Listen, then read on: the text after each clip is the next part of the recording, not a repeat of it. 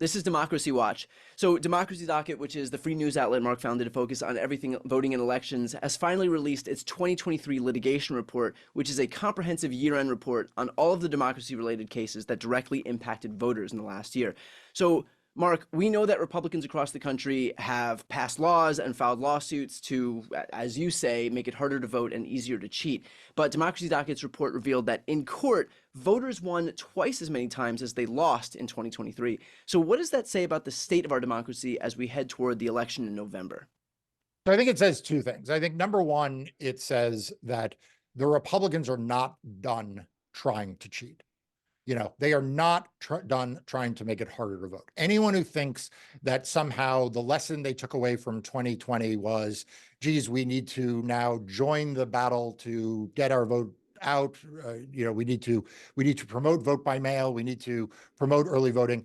That's the rhetoric you hear, but what's actually happening on the ground, what's actually happening in these courtrooms is that in state after state after state, conservatives and Republicans and Trump allies are trying to make it harder to vote. They are targeting vote by mail. They are targeting same-day registration. They are targeting early voting. They are trying to decrease voter participation. So that's lesson one. Lesson two is they're not being very successful at it. So the courts, as imperfect as they are, and they are imperfect, continues to be a bulwark against these efforts. And while they don't lose every case, and my team and the others fighting for democracy don't win every case, we are winning more than we are losing. And so far, as we head towards what is probably going to be the most litigated pre-election period, there's going to be more and more litigation as we head into 2024.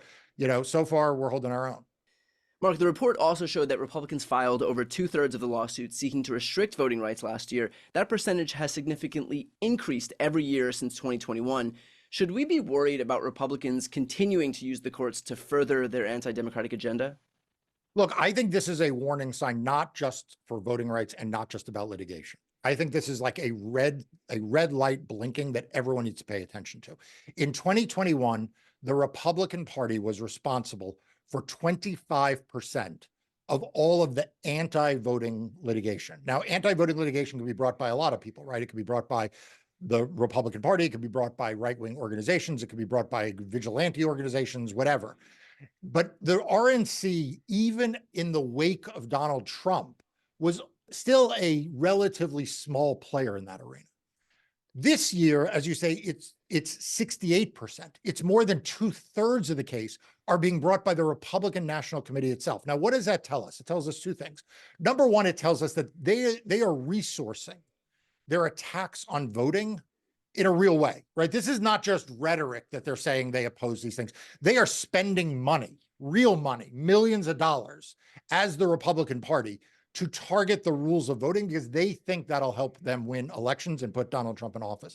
The second is it rhetorically, and this is why I say it's a bigger issue, it means that message-wise, as we get closer to the election, they are not done with the rhetoric, the false lies about election security, election integrity.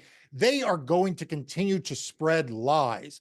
Donald Trump in Iowa was saying that his opponents were cheating against him in the Republican primary. Yeah. In New Hampshire, he is saying that his opponents were cheating against him. So this whole notion of this Republican drumbeat about voter fraud and the lies that come with it, we are not done hearing the end of it.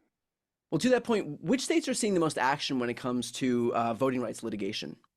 Yeah, so it's really interesting because there are a couple of different ways to look at this. One is to say, well, where were the most important cases that were won last year? And not surprisingly, that was Arizona, Pennsylvania, and Georgia, right? Makes a lot of sense. You have very, very competitive elections for president there. You actually have Senate races in two of those states coming up, and no great surprises there.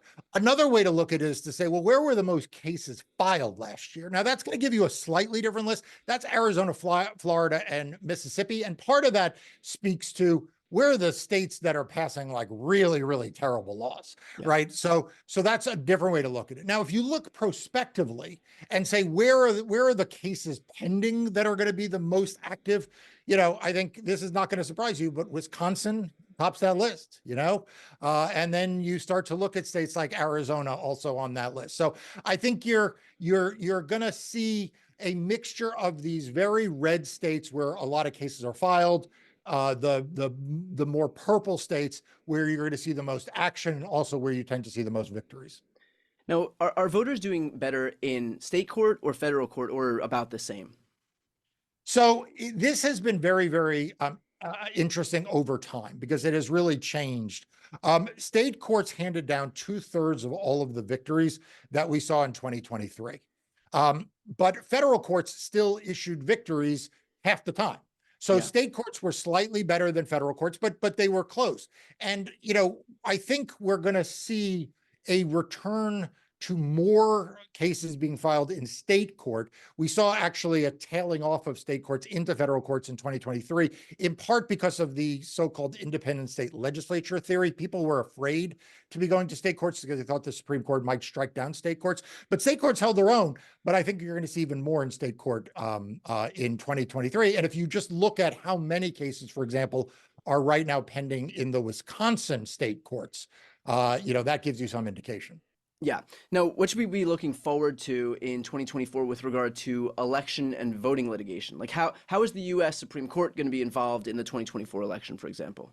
All right, let's start with the big one, Trump, and more Trump, right? Yeah. There are several cases involving Donald Trump that will be decided by the Supreme Court. Obviously, the first and biggest is the 14th Amendment claim out of Colorado about whether or not he is even eligible to be on the ballot for president, having been involved in an insurrection in 2021 on January 6th.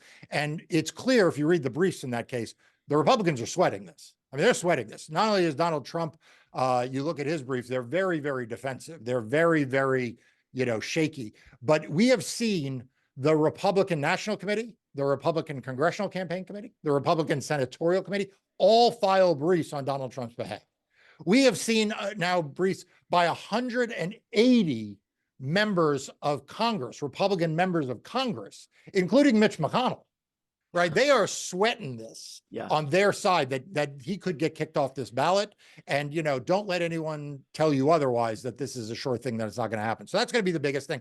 There's obviously also the immunity cases involving him, the criminal cases, how it is that in a country of 300 million Americans where there are, dozens and hundreds of terrible Republican elected officials, they couldn't find some other terrible MAGA Republican to be their nominee. Yeah. You had book banners and DeSantis. You got the slavery didn't cause the Civil War candidate, Right. Nikki Haley. Surely somebody could fail their way to the top other than Donald Trump in that party. Correct. So I think that's it. But beyond that, there are going to be inevitably, as these election cases move up the system, as we saw in 2020, we saw a lot of cases get to the Supreme Court, not just in the post-election, but in the pre-election.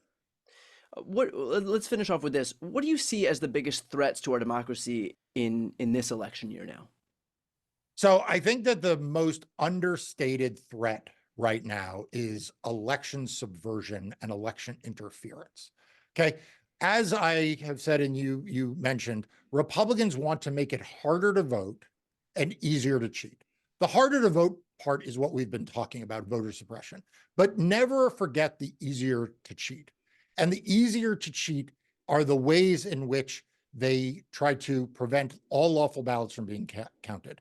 They engage in intimidation in how people return ballots, staking out drop boxes and body armor, the mass voter challenges we have seen that Republicans and their allies engage in. And does anyone really believe, after what we saw in 2020, and more specifically what we saw on January 6, 2021, that Donald Trump won't be willing to inspire and directly call for, action to disrupt the ability of young voters, voters of color, voters who he perceives as not voting for him, being engaged in voter suppression and election subversion? I think we need to be prepared for that at a political level. We need to speak out about it so that people are aware of it. But the lawyers also need to be prepared in court, and I certainly know my team is. Well, with that said, that seems like a perfect place to end off. For anybody watching right now, this has just been a small like sampling of what's in this 2023 litigation report. Super interesting, super informative. So I'll put the link in the post description of this video and you can check out the whole thing, as well as sign up for Democracy Docket, which again is the free news outlet Mark founded to focus on everything voting and elections. With that said, I'm Brian Tyler Cohen. I'm Mark Elias. This is Democracy Watch.